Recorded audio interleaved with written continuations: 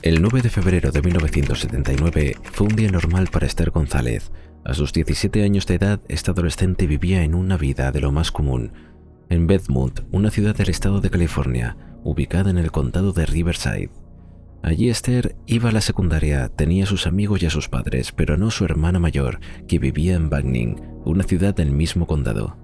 La distancia entre una y otra ciudad es de apenas 6 millas, un trayecto que Esther estaba dispuesta a hacer caminando varias veces a la semana, justo como ese día que salió de casa en la que vivía con sus padres para dirigirse a la de su hermana. El camino aproximadamente le tomaba 1 o 2 horas, pero pasado ese tiempo Esther no llegó a su destino y de hecho nunca volvería a ser vista con vida. Antes de meternos a fondo con el caso, no olvides suscribirte a nuestro canal y activar la campanita para mantenerte al día con nuestras actualizaciones. La familia de Esther hizo la denuncia en el segundo en el que se dieron cuenta de su ausencia. Sin embargo, pese a la preocupación, la policía de Bethmont no se tomó en serio la denuncia. A diferencia de sus padres, los oficiales policiales creían que el adolescente probablemente había decidido ir en el último momento y no ir a lo de su hermana y reunirse con sus amigos o con algún chico. Si bien tomaron la denuncia de los padres de Esther, los oficiales intentaron tranquilizarlos, diciendo que la chica volvería a su casa en muy buen estado en unas horas, pero lamentablemente eso no pasó. A la mañana siguiente, es decir, el 10 de febrero, la policía recibió una llamada de lo más perturbadora. Se trataba de un hombre que se dirigía a su trabajo por la carretera 243. Mientras hacía el recorrido que hacía todos los días, un bulto en la nieve llamó su atención. Al mirarlo de forma detenida, se dio cuenta de que el bulto semienterrado en la nieve era en realidad el cuerpo sin vida de una chica. La policía se hizo presente en el lugar de inmediato, reconociendo que se trataba de Esther, sin la necesidad de que ningún análisis forense fuera a cabo. Sus características físicas eran las mismas y llevaba el mismo atuendo que sus padres habían descrito el día anterior. No era necesario tampoco una autopsia para determinar que los últimos momentos con vida de Esther habían sido realmente un infierno. A simple vista podía notarse cómo había sido cruelmente golpeada y maltratada. Un examen forense además confirmó la principal sospecha de los investigadores. Además de ser agredida físicamente, Esther también había sido abusada antes de ser abandonada al costado de la carretera 243. Sin más pistas o indicios en los que centrarse, la policía decidió enfocarse en el hombre que había hallado el cuerpo, Lewis Williamson, a quien sus amigos y conocidos llamaban cariñosamente Randy. Pese a que había sido él quien había anunciado a la policía el hallazgo, había ciertos comportamientos que levantaban sospechas entre los investigadores. Los encargados de interrogarlo por primera vez describieron su actitud como argumentativa. No parecía estar necesariamente afectado por el horrible hallazgo que había hecho, sino que parecía querer explicar qué había pasado a Esther. Dado sus propias teorías y discutiendo cada hecho que los investigadores le decían. Esta actitud, tan diferente a lo que normalmente se esperaría de un sujeto que acababa de encontrar un cadáver, llevó a que la policía marcara a Randy como un sujeto de interés para la investigación. Alguien a quien se le deberían hacer más preguntas. Claramente no estaban contentos con su primera declaración, así que decidieron someterlo a un examen de polígrafo, es decir, a un detector de mentiras. Hoy por hoy se sabe que esta herramienta está lejos de ser infalible, pero para finales de la década de los 70 era todavía muy utilizada. Randy aceptó someterse a dar pruebas sin mayor inconveniente y ante la sorpresa de los detectives logró superarla sin ningún tipo de problema, quedando así completamente descartado como sospechoso en relación a la muerte de Esther. Si bien la tecnología había sido esencial para exonerar oficialmente a Randy Williamson como sospechoso, todavía no estaba tan avanzada para poder señalar a otro sospechoso. Herramientas tan útiles como el ADN todavía no existían, por lo que la policía de aquel entonces no fue capaz de extraer ningún indicio del cuerpo de Esther, lo que acabó llevando a la investigación a una especie de stand-by, o como se suele decir en la jerga policial, enfrió el caso. La policía, tanto como la población de ambas ciudades, era consciente de que un asesino andaba suelto entre ellos viviendo en completa libertad, y si bien la idea era aterradora, pronto fue desapareciendo de la cabeza de todos los ciudadanos, menos de los investigadores y obviamente la familia de Esther. Pese a los intentos comunes por llegar a descubrir quién había sido el responsable tras la muerte del adolescente, no se logró avanzar en la investigación hasta varias décadas después, cuando la tecnología empezó a evolucionar aportando novedosas herramientas al trabajo policial. Se habían cumplido ya 44 años de la muerte de Esther González, cuando el caso fue asignado en una unidad de investigación especializada en homicidios sin resolver del condado de Riverside. Al reabrirse la investigación en el 2023, una de las primeras acciones de este equipo fue resolver y revisar y analizar las piezas de evidencia que se habían recolectado 4 décadas y media atrás, contando con la ayuda de una herramienta que sus colegas no habían podido ni siquiera soñar, la genealogía genética forense. Lo primero que se mandó a analizar fue una muestra de semen en el médico forense responsable de la autopsia que había tomado del cuerpo de Esther en el 1979. La misma había sido archivada y resguardada en el sistema de identificación genética CODIS. Se esperaba que al subir esa muestra al sistema hubiese alguna coincidencia que permitiera determinar a quién pertenecía, pero eso nunca sucedió. Así que en 2023, el equipo de homicidios sin resolver decidió probar otros métodos. En vez de limitarse a las bases de datos genéticos oficiales, decidieron asociarse con la empresa Otam Inc. en Texas, para buscar algún grado de coincidencia en las bases de datos genealógicos comerciales. Mientras Otam trabajaba con las muestras de semen originales, los detectives descubrieron que Randy Williamson nunca había sido descartado como sospechoso a través de información genética. La única razón por la que había sido exonerado era porque había superado la prueba del polígrafo. Lamentablemente no existía la posibilidad de conseguir una muestra de ADN directamente de Lewis Williamson, con la cual comprobar que la muestra de semen extraída del cuerpo de Esther, ya que el hombre había fallecido 9 años antes en Florida. Sin embargo, esto no significó el final para los detectives. Decididos a reabrir la verdad, optaron por una medida especial, una orden judicial que les permitiera exhumar el cuerpo para tener una muestra de sangre del sospechoso. Para conseguirla, trabajaron en conjunto con el departamento del sheriff del condado de Broward, en donde estaba enterrado el cuerpo. Después de ser recolectada la muestra, la enviaron a la misma al Departamento de Justicia de California, donde los especialistas la comprobaron con la muestra de semen desconocida. Después de varias semanas, los resultados llegaron a confirmar las sospechas de aquellos primeros policías que habían interrogado a Randy Williamson 44 años antes. La coincidencia entre el ADN hallado en el cuerpo de Esther y la muestra que se había obtenido del cuerpo de Randy era absoluta, confirmando absolutamente que era el responsable de la trágica muerte de Esther González. Su caso en particular fue cerrado, pero todavía al día de hoy, las autoridades de California siguen analizando de cerca la vida de Lewis Williamson. Ya creen que es posible que el homicidio de Esther no fuese el único cometido por este hombre. Es por eso que desde hace casi 2 años, la policía de California emitió un pedido abierto a la comunidad para que cualquier persona pudiera acercarse a contar todo tipo de información que conozcan sobre este asesino, que durante casi 50 años mantuvo su crimen escondido, viviendo por lo tanto una vida de lo más normal. Mientras la investigación continúa, no podemos estar seguros de que Randy no haya sido un monstruo asesino en serie o un abusador serial, pero por lo menos el caso sin resolver de Esther tiene un fin y un final, y su familia es capaz de quedarse tranquila sabiendo quién fue el responsable tras los hechos.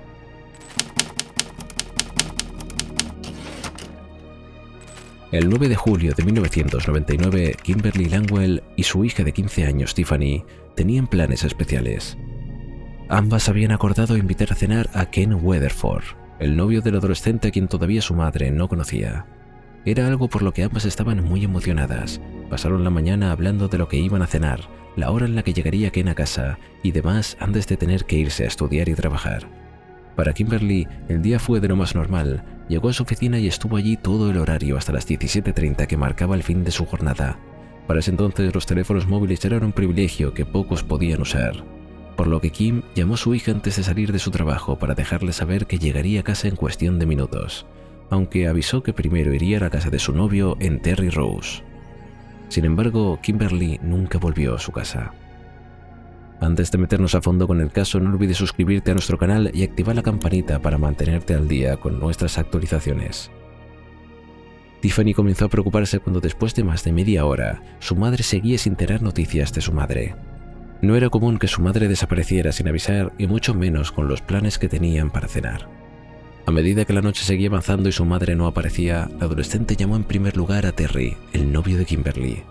El hombre aseguró que su pareja no había ido a verlo a su apartamento, y aquello sorprendió todavía más a Tiffany. Que su madre le mintiera era todavía más extraño. Confundida y bastante asustada, la chica decidió llamar a varios de sus familiares para contarles sobre la situación y pedirles ayuda para buscar a su mamá. Fue así como varias personas del entorno de Kimberly salieron por la noche en su búsqueda, aunque no obtuvieron ningún resultado. Convencidos de que algo malo había pasado a la mujer, su familia radicó la denuncia en la estación policial, desde donde se continuó con la búsqueda que habían iniciado en el entorno de Kimberly. Después de varias horas de búsqueda por ella en la zona que solía frecuentar, la policía halló su vehículo en el estacionamiento de una farmacia. Rápidamente los oficiales identificaron el auto como el de la mujer y se apresuraron a acercarse al mismo esperándola encontrándola allí, o al menos una pista que les dejara saber su paradero, pero el hallazgo acabó generando más dudas que certezas. El lugar donde se había encontrado el vehículo no estaba cerca de la casa de la mujer ni de su trabajo tampoco. No tenía sentido que hubiese tomado esa ruta para ir a visitar a su pareja como le había dicho su hija. Pero eso ni siquiera era lo más extraño. Lo más inquietante era que dentro del auto estaba el bolso y las llaves de Kimberly, por lo que definitivamente no había sido víctima de un robo. Tampoco habían indicios de que hubiese ocurrido algún tipo de pelea o ataque que pudiese explicar la desaparición de la mujer. Iniciar una investigación en torno a este caso no fue sencillo. No existían pruebas que pudieran ayudarles a saber qué era lo que había pasado, por lo que su mayor fuente de información fue el entorno de la mujer. Pasaron horas y horas hablando con sus familiares y amigos, pero ninguno de ellos fue capaz de proporcionar el nombre de alguien que quisiera hacerle daño a Kimberly. Naturalmente, también se interrogó a varios posibles sospechosos, entre los que estaban la lista que se encontraban Terry Rose, el novio de la mujer que, según la declaración de su hija, su madre había ido a visitar después de salir del trabajo. Pero eso no había sido lo único interesante que Tiffany había dicho sobre el novio de su madre. La adolescente de tan solo 15 años narró cómo Terry no era la reencarnación de un novio ideal. Por el contrario, le explicó a los detectives que el hombre no era en absoluto de su agrado. Una descripción bastante similar a la que varias personas cercanas a Kimberly habían dado de su pareja, lo que hizo que la sospecha sobre él y su posible culpabilidad se hiciera todavía mayor, por lo que se le interrogó en varias ocasiones sin obtener ningún tipo de información. El hombre aseguró que su novia no había ido a visitarlo el 9 de julio, dijo que había acordado verse ese día y tampoco había llegado a su casa después de las 17:30. Sin ninguna evidencia que demostrara que Terry mentía, los detectives debieron empezar a explorar otras posibilidades, como que Kimberly se hubiese ido por su propia voluntad. Para sus familiares aquello no era una teoría que tuviera sentido. Después de todo, nadie creía que la mujer fuera capaz de abandonar a su hija, y tampoco parecía haber motivos que quisiera empezar una nueva vida lejos de la ciudad. Además, parecía poco probable que se hubiese decidido dejar la ciudad a pie y sin dinero o documentos. Pero aún así la policía exploró esta posibilidad durante un buen tiempo, aunque tampoco fueron capaces de obtener evidencia que confirmara la veracidad. Las fotos e información de Kimberly comenzaron a circular de formas diferentes por todo el país, en un intento de cualquier persona que pudiera reconocerla si la veían en otro lugar o como se suele ocurrir en estos casos, en los que alguien desaparece. En los siguientes meses hubieron varios llamados que afirmaban haber visto a la mujer en diferentes lugares del país. Pero cuando la policía investigaba estos avistamientos, acababan demostrando ser falsos o simplemente erróneos. Naturalmente, la investigación comenzó a quedar congelada. La policía casi ni siquiera era capaz de determinar si Kimberly seguía con vida o no. La información que tenían era mínima y aquello hizo que los años fueran quedando en el olvido. Pasaron 25 años antes de que alguien decidiera comunicarse con el Departamento de Homicidios de Bedmont para dar la pista certera de lo que había pasado. Las autoridades todavía no habían dado detalles de esta pista que permitió resolver el caso. Lo poco que sabemos es que en el mes de junio de este año, a un mes de que se cumplieran los 25 años de la desaparición, en la que el informante les proporcionó información esencial para descubrir la verdad tras este caso. Dijo que Terry le había confesado haber acabado con la vida de su novia el día que ésta había desaparecido. Incluso describieron que había terminado con su vida en su casa.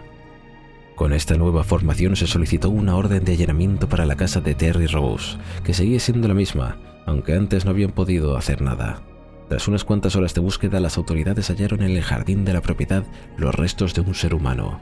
Claramente se trataba ya de un esqueleto, por lo que fueron necesarios varios análisis para determinar si pertenecía o no a Kimberly Langwell. Ese mismo día, el 3 de junio de este mismo año, Terry Rose, de 77 años, fue puesto bajo arresto como sospechoso de homicidio. Días después se confirmó que los restos hallados en su casa correspondían a los de Kimberly, la mujer que 25 años antes había desaparecido. Las autoridades todavía no han dejado saber la forma en la que Terry asesinó a su novia, ni tampoco el motivo, aunque los investigadores creen que tuvo algo que ver con la posibilidad de que la tarde del 9 de julio de 1999 la mujer hubiese tentado acabar con la relación. Tampoco se tiene conocimiento de cuánto comenzará el juicio contra este hombre, pero al día de hoy se lo mantiene arrestado con una fianza de $1 millón. Tiffany, la hija de la víctima, declaró sentirse sumamente impotente después de tantos años. Sus sospechas se habían confirmado.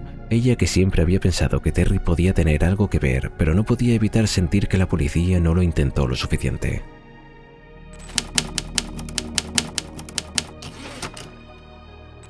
Hace 35 años, el 19 de enero de 1989, la policía de Dallas recibió una llamada desde el número 411 de la calle Fourth France Street, donde vivía Meriage Kelly, una adorable abuelita de 78 años que era adorada no solo por su familia que vivía en la misma calle, sino también por toda la comunidad, siendo una persona muy importante para ellos. Era común que tanto la familia y sus amigos fueran a su casa para desayunar. Fue en ese momento que descubrieron algo terrible. Meriage yacía sin vida en su casa. Confundidos y sin tener idea de qué hacer, los familiares llamaron a la policía local, que llegó en cuestión de minutos. Mientras los oficiales de policía revisaban el homicidio de la mujer, el médico forense que los acompañaba practicó un análisis primario del cuerpo.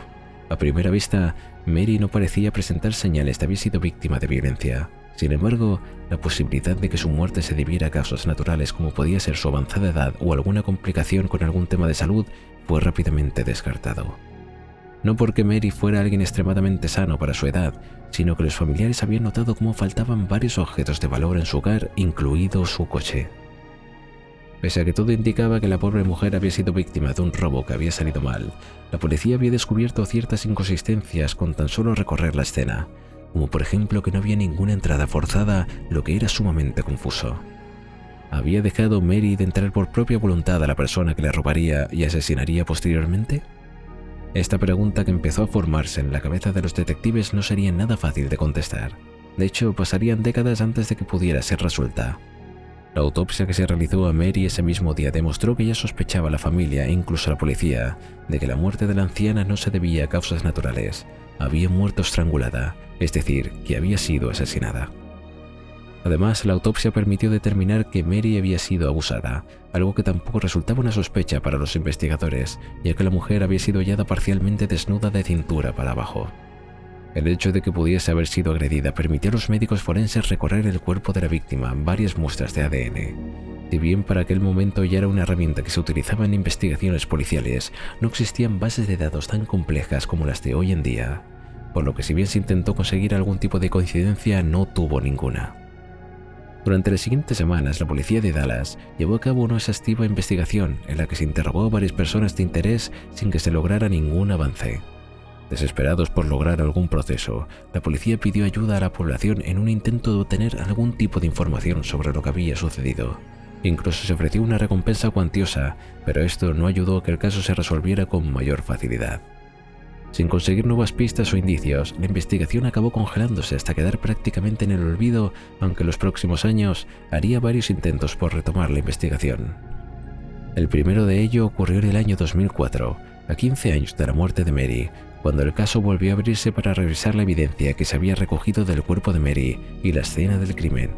Sin embargo, aunque el análisis fue más profundo, también dio los resultados que se esperaba, por lo que el caso volvió a archivarse por otros 15 años.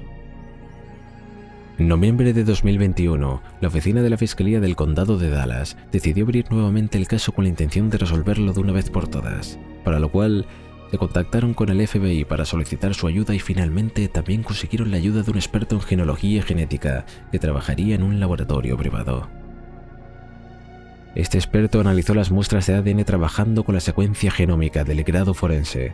Después de varios meses de trabajo, en junio de 2022 se obtuvo por primera vez el nombre de un sospechoso en el caso de Meriage Kelly, David Rojas, uno de los vecinos de Mary para el momento de su homicidio. El grado de coincidencia era muchísimo, pero no era concluyente, por lo que las autoridades se vieron obligadas a buscar una muestra de ADN proveniente del hombre de entonces 53 años. Para ello, el FBI inició un operativo de vigilancia. Viajaron hacia Del Río, otra ciudad de Texas, donde hicieron guardia en la puerta de su domicilio. Este llegó después de varios días de vigilancia, cuando David sacó la basura. Los oficiales debieron revisarla y buscar algún elemento en el que el sospechoso pudiera haber dejado su ADN. Después de minutos de revisar su basura, hallaron lo que buscaban, una botella de cerveza. De la misma se extrajo una muestra de ADN que el 22 de julio de 2022 fue comparada con lo que se había recorrido del cuerpo de Mary Ann. Finalmente, después de décadas del homicidio de esta querida abuelita, la policía de Dallas pudo decir que habían encontrado a su asesino. Fue acusado oficialmente de homicidio en primer grado y abuso posteriormente, pero su juicio no empezaría hasta octubre del año pasado, terminando el 7 de noviembre, cuando se le halló culpable de los cargos y se le condenó a cadena perpetua sin posibilidad de obtener la libertad condicional. Durante el juicio, no solo se acusó por el caso de Mary Ann Kelly, sino que también se le agregaron cargos por abusar de 2 miembros de su propia familia cuando tenían 9 y 12 años, demostrando así la perversidad de David Rojas, que por cierto asesinó a Mary cuando tenía nada más y nada menos que 20 años. La hermana de Mary, Anita, dijo sentirse muy agradecida con la decisión del jurado y juez, pero también con los avances tecnológicos que permitieron descubrir la verdad sobre lo que había sucedido con su hermana mayor. Anita nunca había perdido la esperanza durante 3 décadas que tomó descubrir la verdad. La mujer se encargó de estar en contacto con la policía constantemente en un intento de que el caso no fuera olvidado. Ahora no solo Mary puede descansar en paz, sino que Anita puede quedarse tranquila de que el brutal asesino de su hermana esté tras las rejas.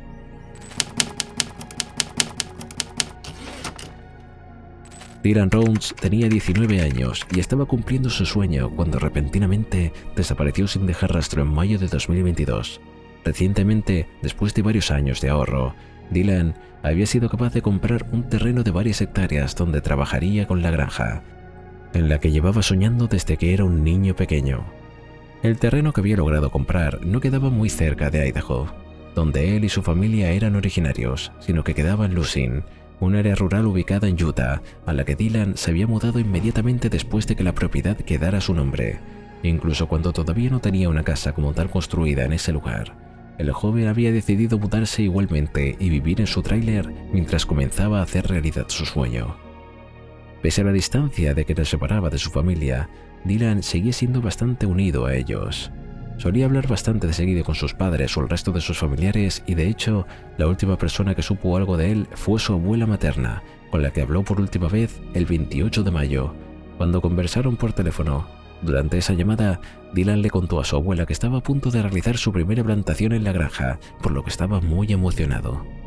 También le dejó saber que esperaría con los próximos días que lloviera, por lo que cuando terminara de hablar con ella, iba a tener que asegurarse que las semillas estuvieran bien enterradas para que nada sucediera. Esa fue la última vez que su familia tuvo contacto con él, aunque su familia no se dio cuenta de ello hasta 2 días después, cuando su madre, Candace Cooley, preguntó a los demás si habían tenido noticias de su hijo. Si bien era común que Candace pasara días sin hablar con Dylan, era extraño que no se hubiera comunicado con ninguno de los miembros de la familia, por lo que un tanto preocupados decidieron ponerse con ellos en contacto, pero tampoco tuvieron éxito. Por lo que ya mucho más confundidos, sus padres decidieron bajar hasta Lucin para asegurarse de que todo estuviera bien. Lo primero que les llamó la atención al llegar a la granja de Dylan es que el tractor estaba estacionado lejos del lugar de donde había dicho su abuela que lo movería. Además, las botas del chico estaban justo en la puerta de su casa rodante. Parecía improbable que Dylan se hubiese ido sin sus botas a cualquier lado. Ese mismo día, cada vez más convencidos de que algo malo le había pasado a su hijo, los padres de Dylan denunciaron su ausencia a la policía, que inició una investigación por su desaparición. Los detectives pronto llegaron a la misma conclusión que la familia. No había razón ni motivo aparente para que Dylan decidiera abandonar el sueño por el que había hecho tanto esfuerzo en los últimos años. Rápidamente pudieron descartar que el joven tuviese algún tipo de adicción o dependencia a sustancias ilegales. También que tuviese algún tipo de enfermedad o trastorno mental que pudiera haber ayudado a desaparecer. También había motivo para pensar que aquello había sido voluntario. Después de todo, Dylan estaba cumpliendo su propio sueño en aquella granja, por lo que la policía comenzó a manejar el caso como una desaparición forzosa. Durante los siguientes meses, los padres de Dylan junto a las autoridades hicieron un claro esfuerzo para buscar al chico. El caso comenzó a resolverse recién en marzo de 2023, cuando los detectives volvieron a interrogar a las personas de la comunidad rural de Lucin.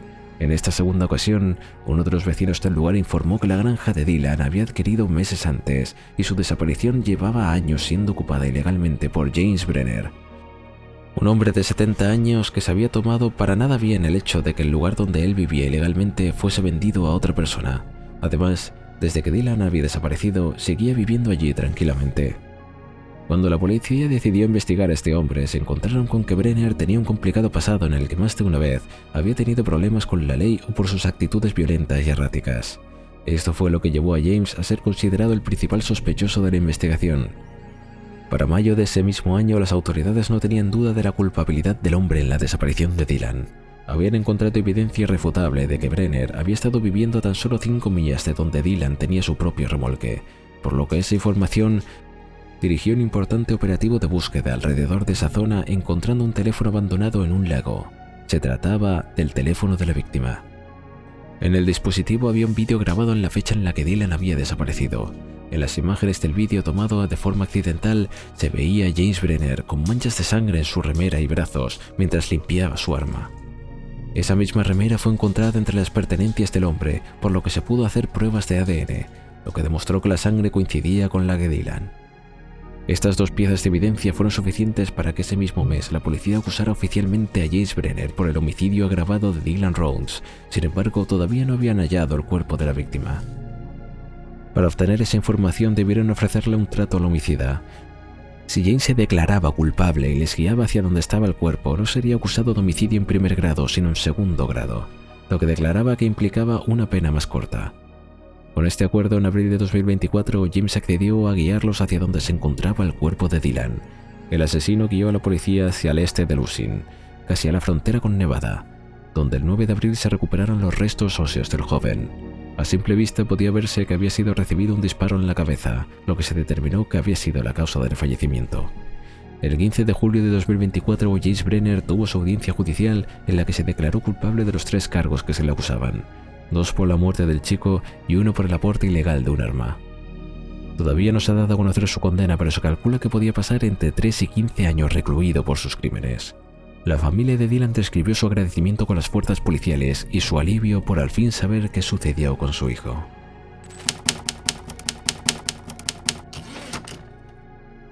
En la tarde del 4 de noviembre de 1997, el cuerpo de Tammy Tignor fue encontrado sin vida cerca de la ruta de senderismo de Gilbert Road, en Bridgewater, muy cerca de Washington Valley Park, ubicado en el estado de Nueva Jersey. El cuerpo de Tammy, una joven de 23 años, fue hallado por el conductor de un vehículo todoterreno que conducía por un camino de tierra que terminaba en un callejón sin salida.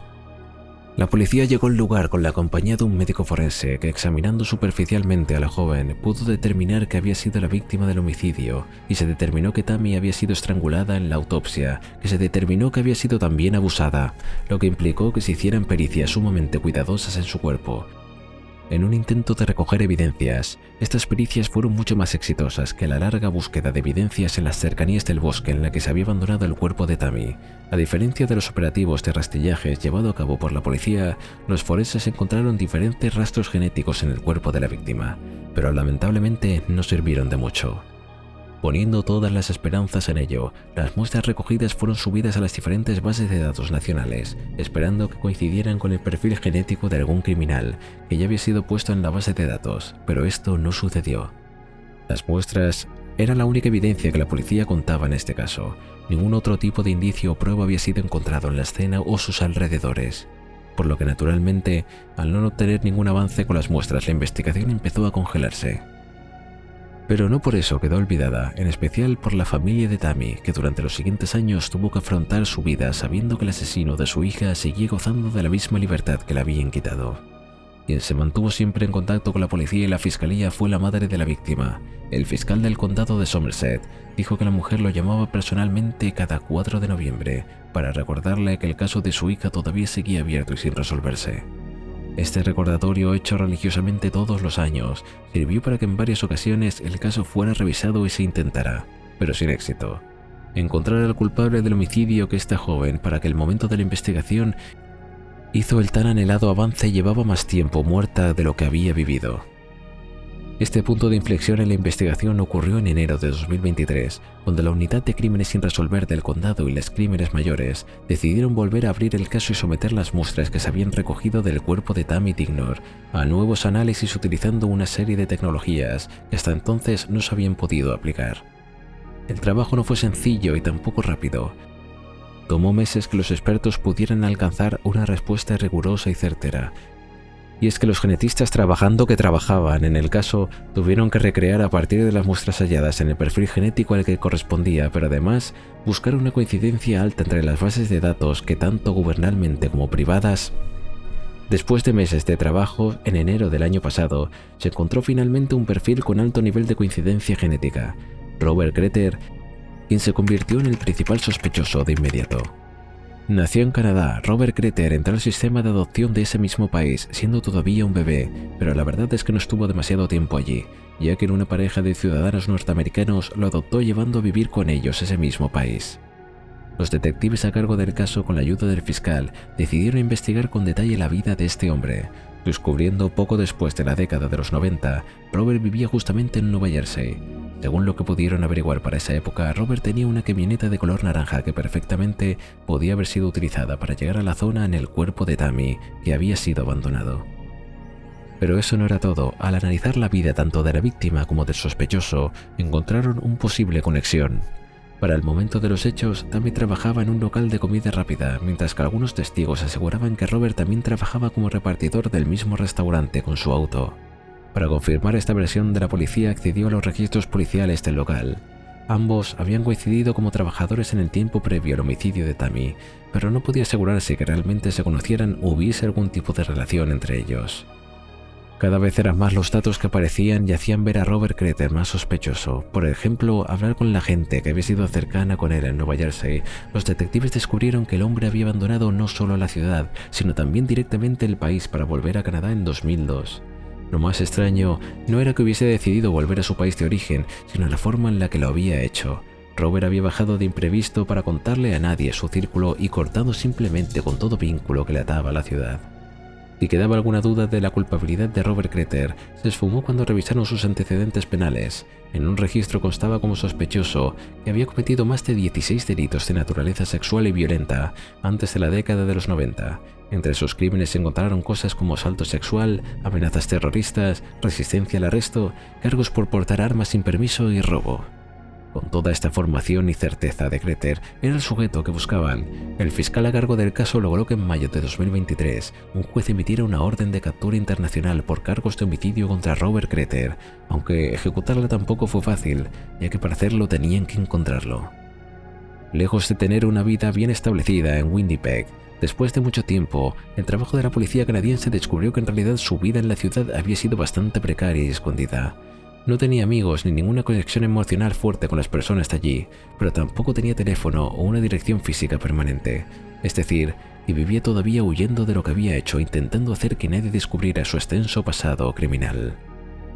Siguiendo las migajas de rastros de su persona, la policía fue capaz de descubrir que Robert Creter trabajaba como jornalero en trabajos temporales que le permitían subsistir sin tener que darse a conocer en una empresa o establecerse de manera permanente en el lugar. Los esfuerzos policiales se centraron en descubrir cuál había sido el lugar en el que había sido registrado como empleado y se dirigieron allí para conseguir mayor información. Al ir hasta allí se llevaron la sorpresa de que Robert había sido despedido 9 meses antes y nadie sabía dónde estaba. Había pasado ya meses desde la búsqueda en Canadá por el homicida que había comenzado cuando en verano de 2024 se encontró en Winnipeg, durmiendo en la calle. Había perdido su casa al dejar de trabajar 9 meses antes y desde ese momento no había quedado otra cosa que vivir en la calle como indigente. Inmediatamente fue detenido y encarcelado en la prisión de Morris a la espera de una orden de extradición que lo hiciera volver a Nueva Jersey, lo que acabó ocurriendo hacia finales del año pasado, cuando unos días antes del Día de Acción de Gracias, Robert Creter volvió a Estados Unidos en un operativo policial controlado. Unos días después de haber llegado, el homicida tuvo la primera audiencia de su juicio, un encuentro con la jueza Angela Borowski en el tribunal. Si su estado de salud es realmente delicado o es una estrategia para el momento de su juicio, no lo sabemos con exactitud. Oficialmente ni la Fiscalía ni la Justicia han detallado que tenga alguna enfermedad o problema de salud que pueda impedir su juicio. Por el contrario, pese a esta muestra de debilidad, la jueza del caso determinó que hasta el momento en que se celebrase el juicio de Robert Creter, deberían esperar en prisión. Hace unas semanas se determinó que el juicio empezara después del 20 de enero, pero lo que es seguro es que pronto volveremos a ir sobre el caso de Tammy y este perverso asesino que acabó con su vida de golpe. Heather Tignor fue contactada por distintos medios de comunicación para saber cómo había recibido la noticia de que el homicida de su hija estaba a la espera de un juicio. La mujer se aseguró de mantener la memoria viva de Tammy durante casi 30 años. Eligió hablar con la NBC News, donde dijo que por fin podía descansar, sabiendo que hay justicia para su hija. Aunque el dolor nunca desaparecerá, saber que su caso no quedó en el olvido es lo más importante. En este reportaje, el periodista de la NBC News también habló con varios residentes de la ciudad de Bridgewater, quienes dijeron que había recuperado el resentimiento de la ciudad al saber que el responsable del crimen que tanto los había marcado estaba entre rejas. Además, celebraron que por fin se pudiera dar un cierre a este caso que había mantenido sin resolver durante tanto tiempo. Muchos de los habitantes de Bridgewater descartaron el reportaje en un buen accionar de las autoridades y cómo los investigadores nunca se habían rendido con este caso, pudiendo brindar las respuestas que necesitaban. No nos queda dudas de que el mundo será un lugar mejor ahora que un sujeto como Robert Kreter está tras las rejas, con una gran responsabilidad de que nunca va a volver a salir por el atroz crimen que cometió contra Tammy Tignor, pero también contra otras personas antes de ella. ¿Conocías alguno de estos casos de los que hablamos hoy? ¿Cuál de ellos te impresionó más? ¿Crees que la tecnología va a permitir que casos que sean completamente olvidados como los que vimos hoy lleguen a cerrarse aunque no sea posible condenar al culpable? Y si es así, ¿qué caso esperas que se resuelva de esta forma en el año recién que empieza? Si llegaste hasta aquí no puedes perderte el vídeo en pantalla. Nos vemos allí.